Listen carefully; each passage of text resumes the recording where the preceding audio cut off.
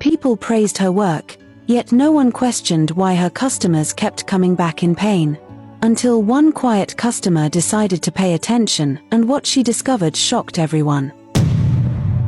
Before Necker owned a salon, she was an apprentice under a popular stylist named Madame Clara.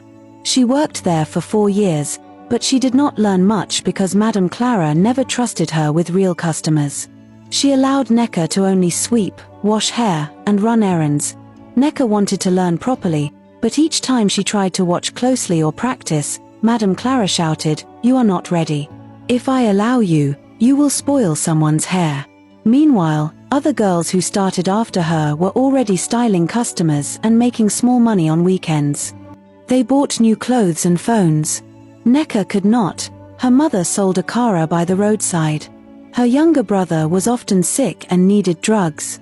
Sometimes, they slept without food, yet Necker could not complain because she believed one day she would become a professional stylist and help her family.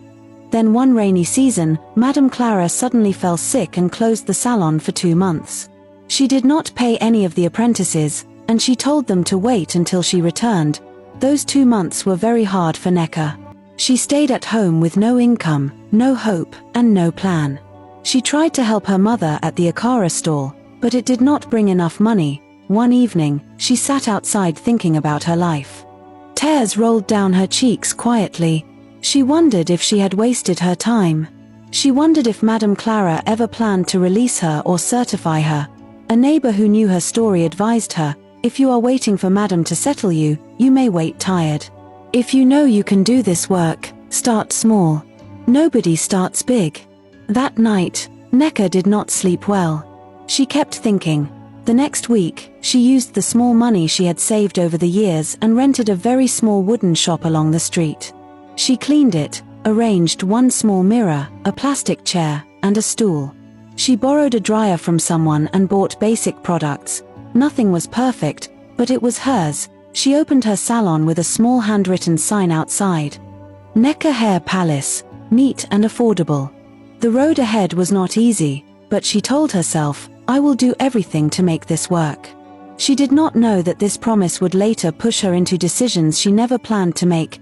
When Necker opened her salon, she expected that once she braided hair for people, they would return again and again.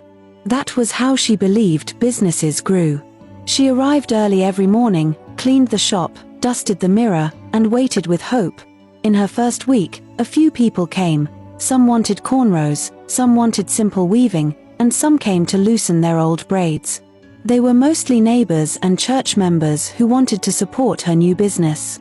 She handled all of them gently and carefully. She did not rush or complain.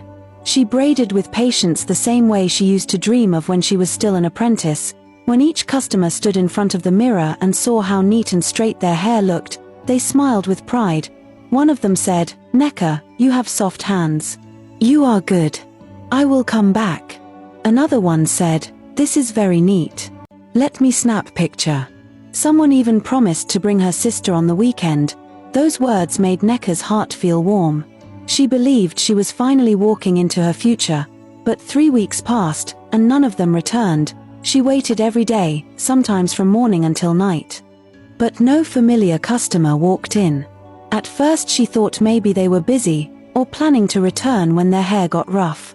She kept faith. However, she started seeing them outside in the street, in church, at the junction, in the market, at the roadside shops. Anytime she greeted them, they replied with joy, "My hair is still very neat. I am still enjoying it. Oh. It has not rough at all. You did a good job." Some even added proudly, "It's almost 1 month and I have not changed it." They said it as a compliment, but to Necker, it was becoming a problem. People loved her work so much that they did not need to return soon. Some came only once in a month, some came after 3 full weeks or even more. Her hands were neat, but her shop was not growing.